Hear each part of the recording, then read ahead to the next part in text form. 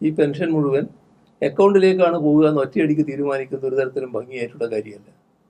അതിനെക്കുറിച്ചൊരു പഠനം ഗവൺമെന്റ് നടത്തണമല്ലോ. അങ്ങനെയാണെങ്കിൽ ക്ഷേമ പെൻഷൻ വീടുകളിൽ കൊണ്ടുകൊടുക്കുന്നതിന് പകരം ബാങ്ക് ത്രൂ ആക്കുന്നുണ്ട്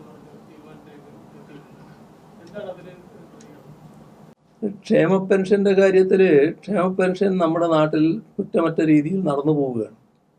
അതിൽ ഈ പറയുന്ന ഇപ്പം വാർത്തകളിൽ കണ്ടത് ആരോഗ്യമുള്ള ആളുകൾക്ക് പെൻഷൻ നേരിട്ട് അക്കൗണ്ടിലേക്ക് കൊടുക്കുക എന്നുള്ളതാണ്.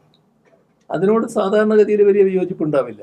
പക്ഷേ പ്രശ്നം എന്താ, ഇവിടെ കൊടുക്കുന്നത് നേരിട്ട് പോയി അക്കൗണ്ടിൽ നിന്ന് എടുക്കാൻ ശേഷിയില്ലാത്ത, അങ്ങനെ ചലനശേഷിയില്ലാത്ത ആളുകളുണ്ട് കുറേ പേര്. പ്രായത്തിൻ്റെ വല്ലാത്ത അവശതയുള്ളവർ, ചിലർ പൂർണ്ണമായി കിടപ്പിലായി പോയവർ, അങ്ങനെയുള്ള ആളുകളുണ്ട്. ഇവരുടെ ആകെ പണം ഇനി ഈ പെൻഷൻ മുഴുവൻ അക്കൗണ്ടിലേക്കാണ് പോവുക എന്ന് ഒറ്റയടിക്ക് തീരുമാനിക്കുന്ന ഒരു തരത്തിലും ഭംഗിയായിട്ടുള്ള കാര്യമല്ല.